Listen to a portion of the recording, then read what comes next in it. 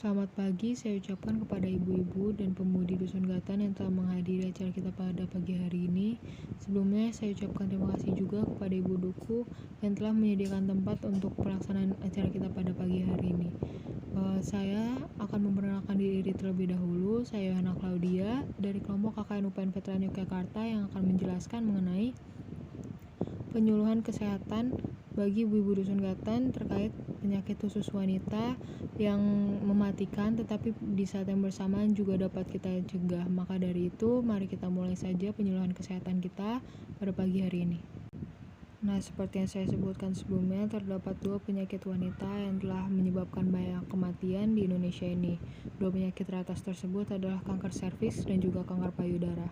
Di sini saya akan menjelaskan mengenai penyebab, faktor, gejala, dan juga metode untuk melakukan deteksi dini terhadap penyakit tersebut dan juga program kesehatan yang dapat kita lakukan dalam rangka mencegah penyakit tersebut.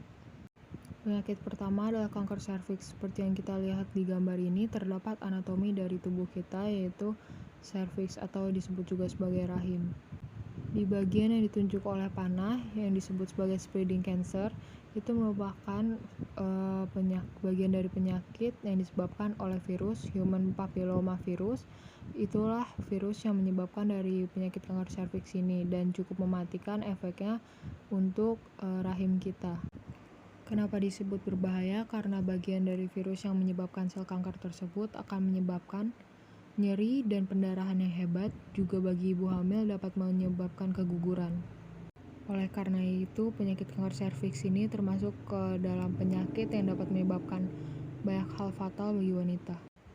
Nah, apa sih yang menyebabkan penyakit ini dapat menyerang tubuh wanita? Apa yang menyebabkan virus-virus dari human papilloma virus itu dapat masuk ke dalam tubuh wanita? Yang pertama adalah melakukan aktivitas seksual di usia muda atau di bawah usia 20 tahun.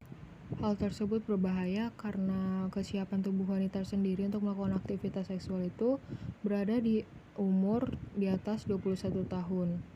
Maka dari itu, tubuh yang belum siap melakukan aktivitas seksual dan melakukannya di bawah usia 20 tahun dapat menyebabkan penyakit kanker serviks. Yang kedua ada riwayat infeksi kelamin. Riwayat infeksi kelamin dan juga kurangnya menjaga kebersihan alat kelamin dapat membuat virus lebih mudah memasuki rahim, yang mana artinya virus dapat lebih mudah menjangkit tubuh wanita dan juga menciptakan sel-sel kanker di sana. Dan faktor penyebab yang terakhir adalah menurunnya kekebalan tubuh sehingga virus dapat lebih mudah masuk. Nah, setelah mengetahui faktor-faktor penyebabnya, kita akan membahas gejala.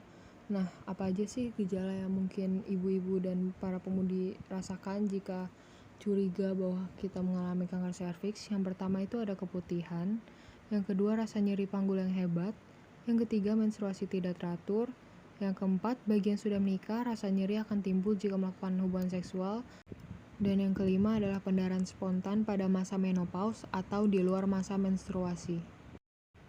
Tindakan yang harus kita lakukan jika merasa curiga bahwa kita mengalami kanker serviks adalah yang pertama, kita dapat melakukan deteksi dini dengan melakukan inspeksi visual asam asetat. Apa itu inspeksi visual asam asetat? Itu adalah larutan asam asetat yang kemudian dioleskan kepada area rahim. Kemudian untuk mendeteksi apakah terdapat kanker serviks atau tidak adalah dengan memperhatikan perubahan warna pada olesan asam asetat. Yang kedua ada metode pap smear yang digunakan untuk mendeteksi sel-sel abnormal yang berada di area leher rahim. Kedua metode deteksi dini terhadap kanker serviks ini dapat kita temukan di fasilitas kesehatan terdekat. Yang kedua ada penyakit kanker payudara. Seperti yang kita lihat, di antara lobulus payudara terdapat sel-sel mematikan yang juga menghambat saluran ASI. Nah, inilah mengapa kanker payudara berbahaya karena terasa sangat menyakitkan dan juga mematikan. Jika tidak ditangani dengan baik, maka sel-sel kanker payudara ini akan terus tumbuh dan kemudian akan menjadi nyeri bahkan untuk menjalani aktivitas. Nah, selanjutnya kira-kira apa saja penyebab dari kanker payudara ini? Yang pertama adalah sel-sel payudara berkembang abnormal.